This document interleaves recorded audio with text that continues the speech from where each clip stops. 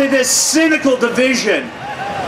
Ladies and gentlemen, Sarah Palin.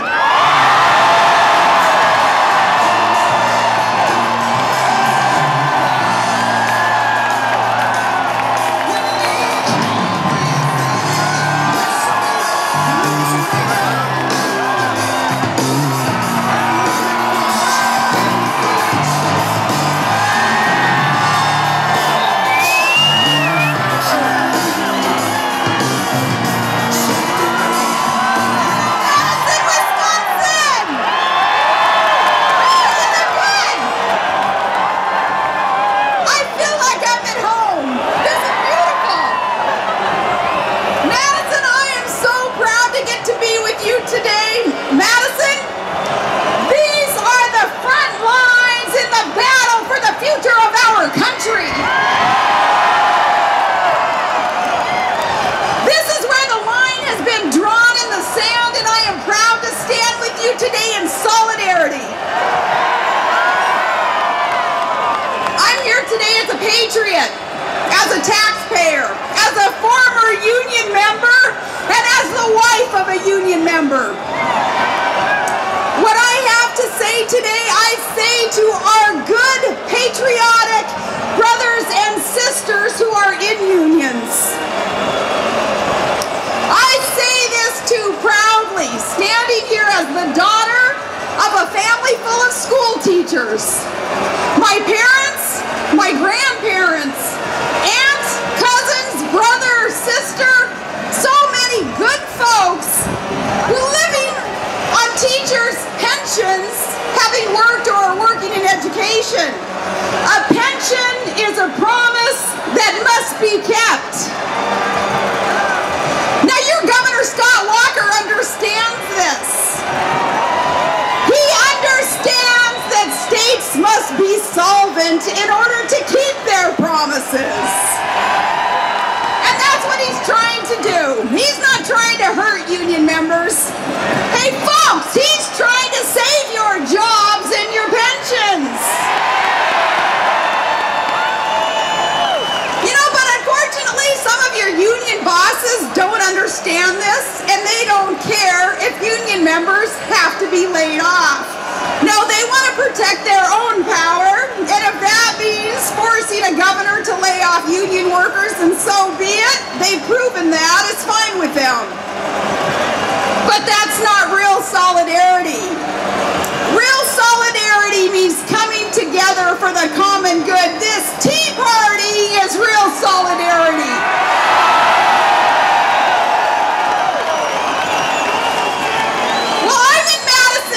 Because this is where real courage and real integrity can be found.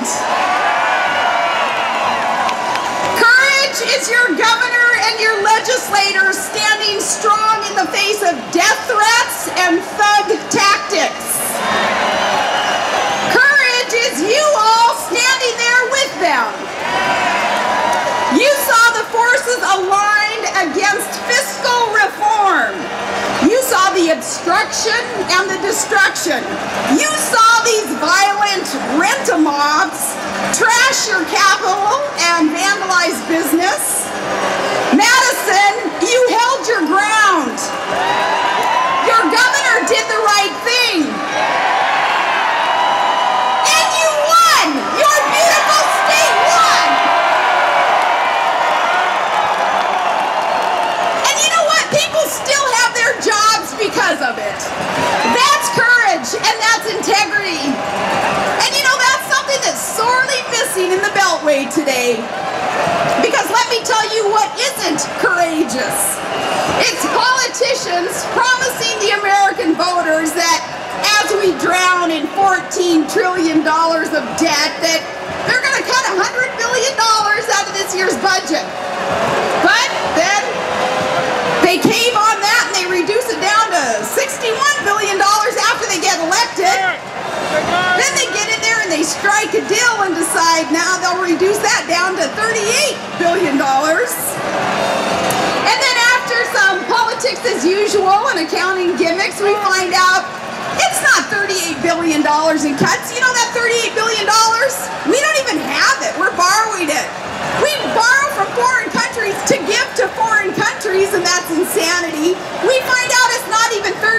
billion. It's less than $1 billion in real cuts. Folks, that $352 million in real cuts, that's more than the federal government's going to spend in the time that it takes us to hold this rally today.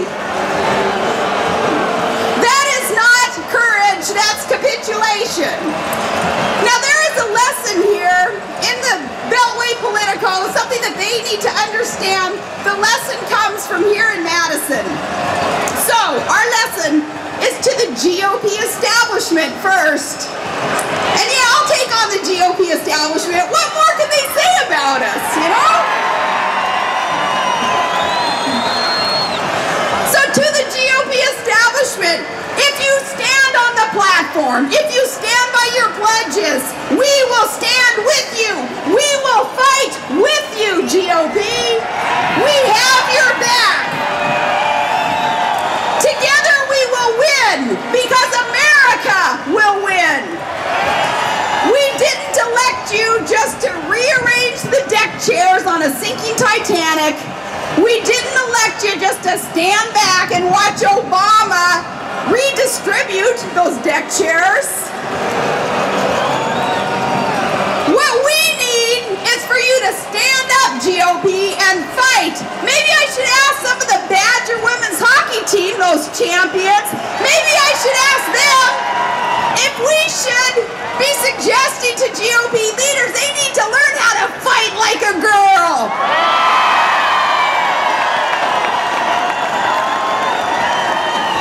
And speaking of President Obama, I think we ought to pay tribute to him today on this Tax Day Tea Party, because really he's the inspiration for why it is that we're here today.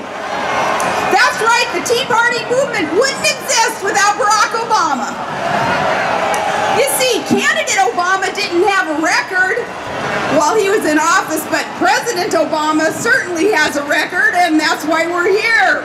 And hey, media, it's not inciting violence, and it's not hateful rhetoric to call someone out on their record, so that's what we're going to do. We're going to do it to be clear. That's right, we're here, we're clear, get used to it. Candidate Obama promised that he would be fiscally responsible. He promised to cut the deficit in half, but President Obama tripled it. Candidate Obama promised that fiscal responsibility, but President Obama flushed $1 trillion down the drain on a useless stimulus package, and then he bragged about the jobs he created in congressional districts that don't even exist. That's right, on this White House, you lie. The only thing that $1 trillion travesty stimulated was a debt crisis and a Tea Party. Now the left's irresponsible and radical policies awakened a sleeping America that we understood finally what it was that we were about to lose. We were about to lose the blessings of liberty and prosperity. They caused the working men and women of this country to get up off their sofas, to come down from the deer stand, get out of the duck blind, and hit the streets, come to the town halls, and finally the ballot box. And Tea Party Americans won an electoral victory of historic proportions last November. We the people, we rose up and we decisively rejected the left's big government agenda. We don't want it, we can't afford it, and we are unwilling to pay for it. But what was his reaction to this mandate for fiscal sanity? Less than 90 days after the election, in his State of the Union address, President Obama told us, nah, the era of big government is here to stay, and we're going to pay for it whether we want to or not. Instead of reducing spending, they're going to win the future by investing more of your hard-earned money in some cockamamie, harebrained ideas like more solar shingles, more economists will tell you are non-starters. We're flat broke, but he thinks these solar shingles and really fast trains will magically save us. So now he's shouting, all aboard his bullet train to bankruptcy. Win the future? WTF is about right. And when Wisconsin's own Paul Ryan presented a plan for fiscal reform,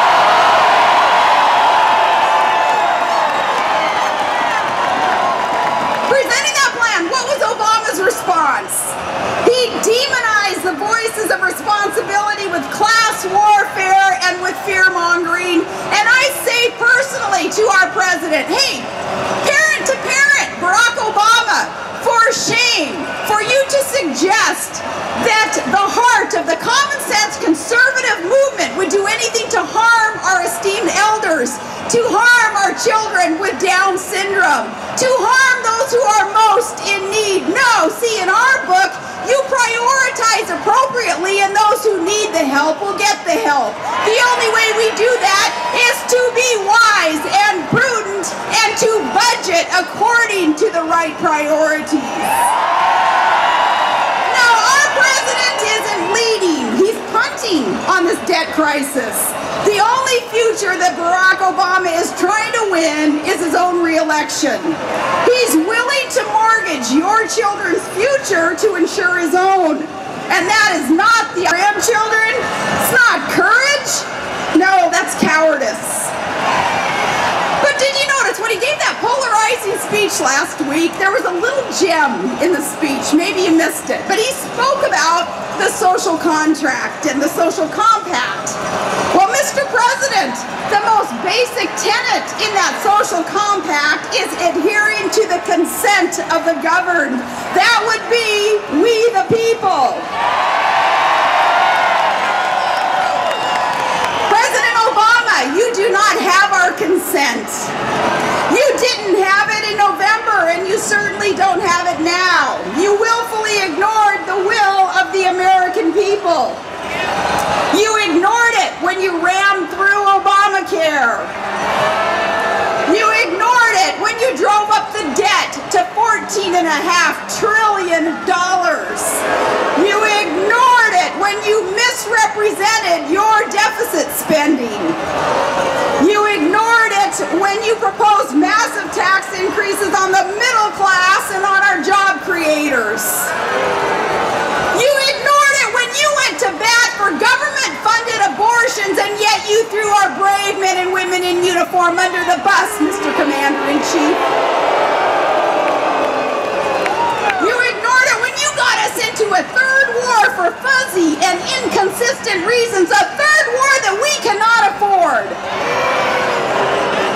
You ignore it when you apologize for America while you bow and kowtow to our enemies and you snub our allies like Israel. And you ignore it when you manipulate the U.S. oil supply. You cut off oil development here, and then you hypocritically praise foreign countries for their drilling.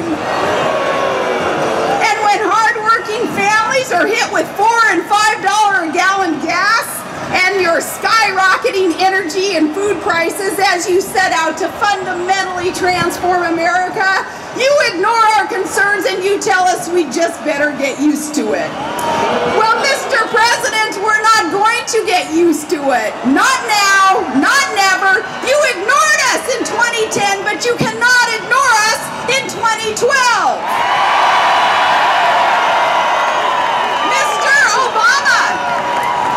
Mr. President, you and your cohorts threw all the hatred and all the violence that you could at these good folks here in Madison, Wisconsin, but you lost here. And Madison, you defended that 2010 electoral mandate. You are heroes. You are patriots. And when the history of this Tea Party movement is written, what you accomplished here will not be forgotten. Your historic stand brought down the curtain on the last election. election, and the 2012 election begins here. We will take the courage and the integrity that you showed all of America. We will take it and we will win back our country. God has shed his grace on thee, America. We will not squander what we have. We will fight for America, and it starts here.